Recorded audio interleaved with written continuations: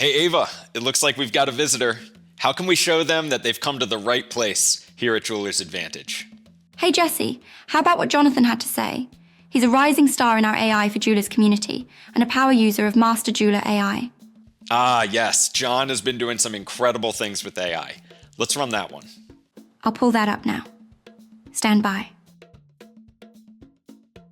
The biggest month I had was last September, or no, this past September, where I closed on like $6,500 on sales, and it was all through this.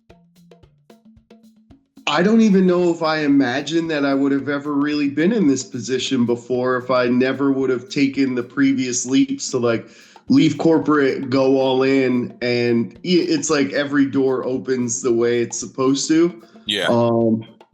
And also it's like from my corporate background, you always like when the person with the pencil in the room talks, you kind of listen to it and you take note of what they're saying because they're usually up there for a reason. So yeah, everything that's been thrown out, I've been applying it, even when it's came down to the word for word scripts in just I had a custom consultation just the other day when I was leaving work and like sitting in a parking lot. And when I normally would have probably felt out of tune and how it was going to go, I had this entire script printed out from the night before that was based on the modules. And I pretty much would bring those text messages into the module and base the script off of that. And it went smoother and more credible than I ever could imagine, especially just the language side of it, of having them make the decisions for their own storyline. And then and then for me, it applies to, okay, well, now I know they're going to be in tier 2 or tier 3. So yeah, it's just been crazy. And I've been plastering all these printouts on my wall of just like stuff from Jeweler's Advantage or everything. And it's been humbling to say the least, but there's always something to learn. So I think it's just my mind of how it's like, I move the ball forward and I'm like, oh, I think I missed something. Yeah. Let's like go back a little bit. So when you said that, I was just like, man, this guy's reading my mind right here. That's the benefit of, of course, at Jeweler's Advantage, we teach you how to think in frameworks. So when you think within a framework, you can make decisions faster and you can also read situations faster. And it makes it look like you have superpowers, or it makes it look like I have telepathy or something and I can read your mind. I was always creating art and jewelry specific since about 2011, 2012. I was creating mostly wire wrap jewelry.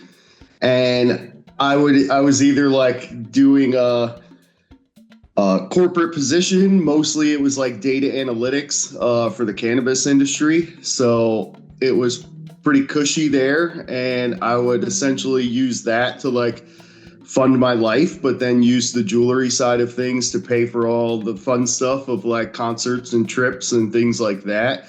So I never, over the years went by, I never really formed any like plans for business. It was hardly registered. It was just like, yeah, just creating jewelry as like a hobby. And I was just getting run down in the corporate world. I just felt like I was never appreciated and undervalued. And even though I gained more skills, I was never gaining a higher paycheck.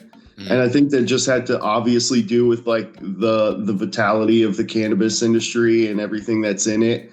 And when I left Colorado to move back to New York, I was just kind of like, I came back here and New York went legal. So I just kind of fell back into the same analytics role. And it just wasn't the same thing. And I was going through a lot of family stuff and was stressed out beyond belief doing the job of 4 people, getting paid for 1. And yeah, I just took the leap and I said, if I'm going to struggle, I might as well try and struggle for something that makes me happy. Like, what do I do every day when I come home? I just don't sit at the couch and like burn the hours until I go clock in again. I was going into my studio and trying to create things so that I could like go have fun again. Mm-hmm. But then I realized like I didn't want it to just be fun. Why don't I just do that the rest of my life and like really give this a go and go all in. So yeah, that's when I burned the savings account, found the school, and they were getting going for September classes. And I was like, it was July, and I was just like, all right, 2-week resignation, no safety net, like let's go. Okay. And I left there, and then I've just seen my skill set skyrocket since being in that school. And I learned a lot more bench stuff, but thankfully being with the teachers, it was always learning like how have you ran your brand? Like what have you kind of done? How have you applied your stories to this?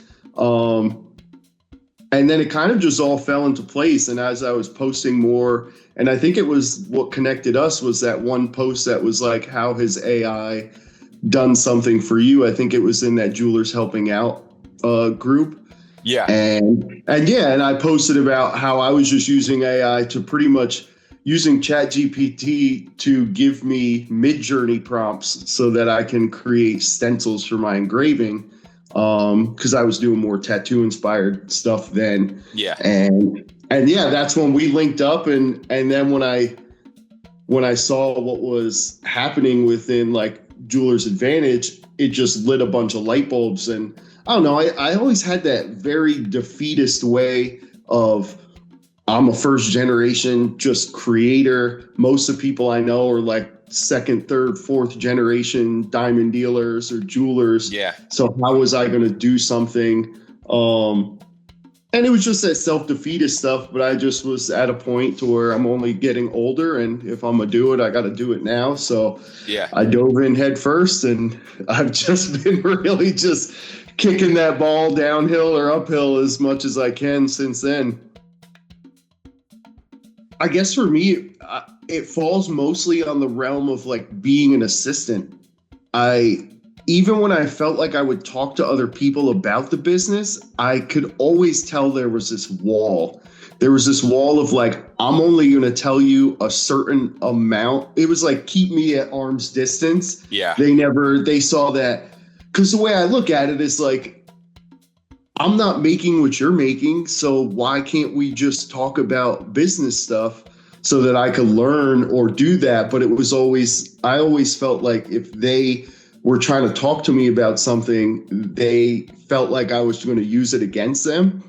And then when I discovered the AI, I realized that it was more of like a business partner back and forth. And I was like, well, how do I do this? And I would write out what I was thinking. And it was just like, well, that's not sustainable. That would never work. And it kind of gives you the like, yes, but no answers. So I think in that, as I was learning true jewelry making, it was easier for me to ask the questions that I needed to and get a straight answer, because that's really what kept me at Arms Bay the whole time. Was like, I just didn't know enough. I didn't have enough time to really do that research. And when I could just sit there and talk to like the language model that understands what I'm trying to talk about, it can give me the feedback that I need to help me grow. I have one of my best friends back in Colorado. He's in the wedding photography, and we're both like very similar, like left our positions to go chase what we were passionate about. So when I started learning my things, and I was like, I would test it and just be like, okay, this same lesson, but I would take out jeweler and put in like wedding photographer, and it would do the same thing. So when it came time to seeing the stuff that was popping off in Jeweler's Advantage, I was like, oh, okay, this is like a weird ad lib playbook where I can like put my nouns and adjectives in here and get the answers that are going to help me move forward. And as you train it more, as you know, it's like it gives you more concrete, like, I guess, assistance with what you're looking for. And that was always my thing. I feel like I have a good amount of confidence, but when it comes to just being overwhelmed by trying to do something new and not knowing it, it gets very like disheartening trying to learn a million things at once. And I didn't know what direction to go in, but at least with the AI, I could be like, this is what I'm trying to do. And we would like break it down and go segment to segment. So I think that's where I started aligning with that. Yeah, especially in like the chaos of the day to day, it's helpful to kind of offload some of the cognitive labor and some of the weight that you have to carry to like just make decisions and solve problems. I find it very helpful, even for myself, making it so that I can get real clarity on a situation that I need to make a decision on without 3 hours of having to make it clear before making that decision. I just leaned into it, went with it, and it's worked. I mean, the biggest month I had was last September, or no, this past September, where I closed on like $6,500 on sales, and it was all through this. It was all through. Wow. I'm gonna get you your design in 48 hours because I used the script that took all the questions I needed to ask, and then once I brought that through the prompt and did that, I was able to close on a lot of these customs that I honestly probably wouldn't even have known how to do that come over a year ago before I even knew about this. I've been trying to move much slower, but more calculated. Yeah. And taking my time because I don't want to do something that I'm seeing jewelers do now, and they dug themselves into a pitfall that now they necessarily can't go back. And whether that was with like overly competitive pricing or just not really story driven pieces. So now we're in this world where people want the social proof. People want that, like, she just wants it to be beautiful. She just wants it to be beautiful and be a part of her story. And that's something I can do. Because I was just like, yo, this is crazy. Look at these pictures. And then look at the CAD and the final piece. And it was, so it's just been probably a good four months of just a lot of mind blowing on my own end. I've created a really great pipeline and partnership with this designer. So I've been like outsourcing my CAD designing to him, and it's been great. He gets it back in 2 days max. And being that I can articulate exactly what I need as a jeweler, we've had zero issues on the last 10 projects that we've done when it's come back from casting. Beautiful. And basically your first foray into that workflow of AI image to 3D CAD and then 3D printing and then making the piece, that came off of the back of working with us, right? 100%. Wow. I remember seeing that, just being like, wait a second, this is somebody that was doing wire wraps and now they're 3D printing like original designs of jewelry. Certain people have decided that they have a belief around what AI is, and maybe they limit the full scope of what they could believe it to be, and then they decide that they don't like it. But you've also gotten to see firsthand that like you make AI images and then post them, and then people contact you for bookings, right? Isn't that something that's happened?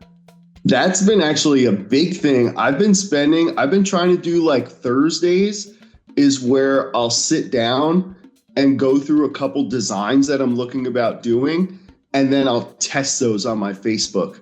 And I'll post them on my Facebook, and I'll notice some people are like, is this AI? And I'm just transparent. I'm like, yes, this is a AI render, but it will be whatever, designed in CAD and casted. But that's been like my testing ground for like even the last pendant that I did, the little origin signet, the little collection that I just started. Mm-hmm. I did the 2 rings, I did the 2 pendants. They loved the pendants. They love the rings, but I feel like pendants give a lot more wearability and I could reach a lot more people. What has your experience been with the lessons themselves when it's an AI teaching you? It is an interesting thing having it be that like you're having an AI talk to you and it's putting images in your mind. And then later on, you're clearly remembering what you learned and doing something that AI taught you to do, but in the real world, and it's making you real money. I think it's really cool because, I mean, I'm 38, so it's like I went from having a pager to like talking to AI, which is something I never thought it would be. So for me personally, I forget what our first character's name was, the woman AI. Ava in the yellow dress. Yep. Ava brought this nostalgic.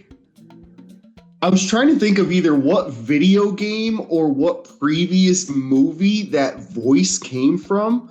And for me, it's like I listen to every morning before I go to the day job. I bring the dog out for at least like a half hour. So while I'm in the field running her, I just play the modules in my pocket and I'll just listen to it while she's doing her thing. Mm-hmm. And that nostalgic woman's voice, it's like I keep going back to try and pinpoint what it was from. She's kind of magic. I feel like that too, and I'm sitting there working on building the program, and I feel that way about it too. So it's interesting that you say that. Yeah, and it's like it lands with me. I think I love the dialogue of either her to you or back and forth and how it goes. So I don't really have anything personally negative to say about that. I think it resonates great with me and it sinks in, and I listen to it in the morning, and then pretty much like the first couple hours that I'm at work, like getting rolling, I'm mostly just thinking about like that stuff and going through. So it sinks and there's a familiarity to it. I know this might sound weird. I know my buddy who's like getting more into AI, but he's still just like, he's just like afraid of it. He's like, we're all going to be taken over. Asking the right questions, I think it's given me the confidence to do what I'm doing. And I know it might sound, when I say that to people, they're just like, that's weird. You get confidence from a machine and it's probably just feeding that to you. But if you're using it as I use it, like a tool, and I'm not just like feeding it open-ended stuff, I'm essentially prompting to get a specific answer. Mm-hmm. I think it gives me the confidence that I need to push forward.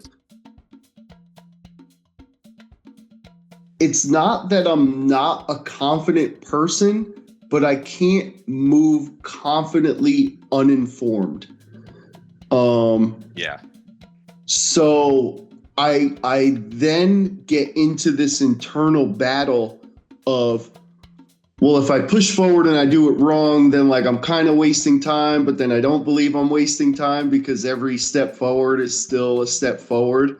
But I think once I really learned how to communicate with AI, it helped me bridge that internal battlefield that I was constantly trying to mitigate of moving forward in such a new space and tackling everything. Like, I feel like I know I have the skills to create the things I want to create, but I didn't have the mental fortitude of pushing into a new sector of something that was so new. Like, I could sell a bunch of jewelry in a lot to a bunch of like Raggedy Festival people. Yeah. I was great at that, but when it came down to now I'm watching people wanting to give me thousands of dollars, there's a lot more responsibility that comes with that. I'm no longer this person that can't, like, there is no fake it till you make it, because if you ruin this, it's thousands of dollars that I don't have to redo it. So it's like, has to be done the first time. It has to be right. Yeah. So bridging that level of confidence to moving forward correctly has substantially made me actually view this as like a true future for myself. And honestly, until September, even going through all of the school, like I knew it was the right thing. I knew it was all good. I knew it was that. But until all the things that like I put into play in September, I still don't think I was fully as all in as I was.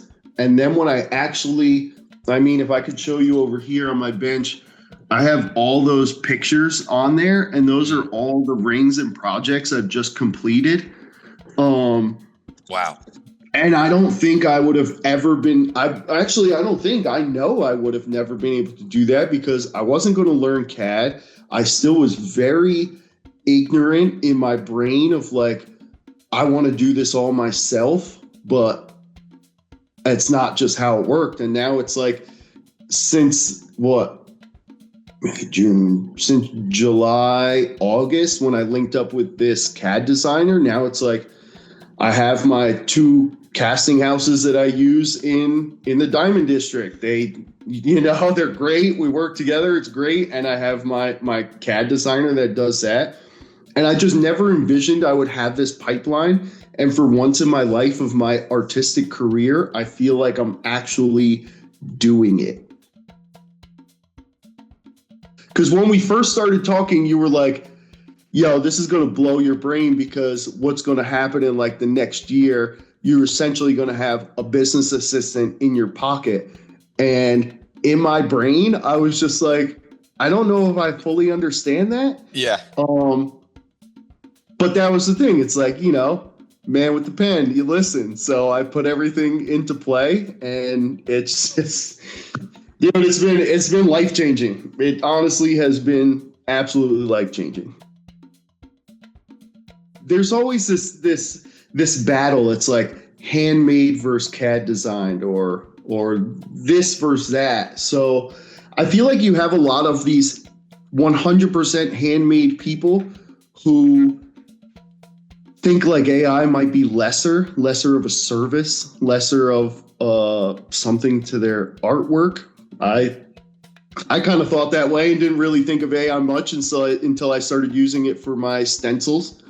I think when it comes down to it, the biggest thing that I learned starting this and starting what I have is that no matter what it is, no matter what I create, no matter how good I am at the bench, it is always a service that I'm giving to someone else. And a handmade service doesn't always apply to a client's budget.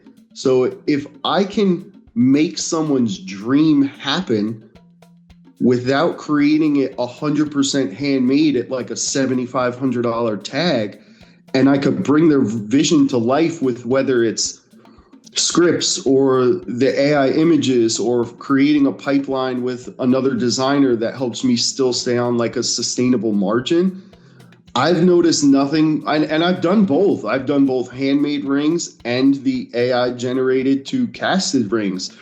And the one thing that has landed every single time was that it wasn't that the ring, obviously it's beautiful, they love it. It was that the story that they've told themselves in their head of the piece of jewelry that they've wanted for the last 5, 10, 20 years has now become accessible because someone like me as a jeweler gave them more options, and like how it falls into the tiered system of just that. It's like, if I'm creating a service to bring your vision to life, then I feel like it's my duty as a jeweler to learn every aspect that I can do that with.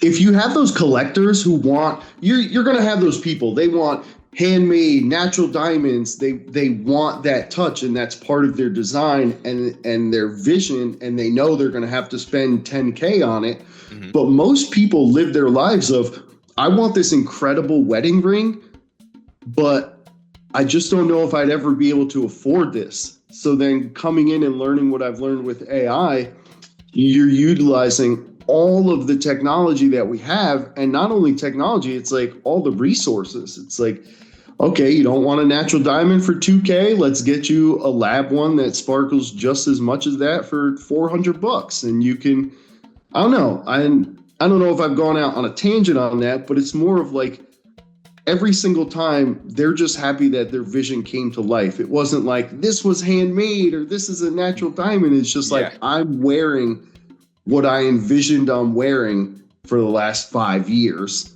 and now I actually have it. I see so much potential, and I think no matter where you are in the jewelry world, even if you've been doing it for 30, 40 years, this is something that will change the game, because I'm getting a lot of overflow as a new guy because people are going to these established jewelers and they're like, this is what I want. And the jeweler just keeps showing them other things to try and like make their money side of it or push their product onto it. So I think this program teaches you just a lot on truly how to be in service to the person who wants it. And especially when it comes to customs, like when I have them get that ring, I want them to be like, oh my God, this is what I've always wanted. A lot of artists battle with it too, because you probably hear it all the time. AI is destroying creativity, but I actually think it's completely opposite, because I'm seeing my creativity come to life in ways I never even could have imagined it, because I can visualize all the things I want, but if I could put it on paper and see it, it's in real time. I think it's something to where a lot of people are hindering themselves of thinking that it's going to lessen who you are as an artist instead of grow you. But like the way I looked at it, coming from 100% handmade person, I was like, why wouldn't I learn more stuff to do? Like, okay, I could wax carve, I could pave, do all this stuff, I could fabricate as many rings as I want, but when it comes down to it, like, why wouldn't I learn the new technologies?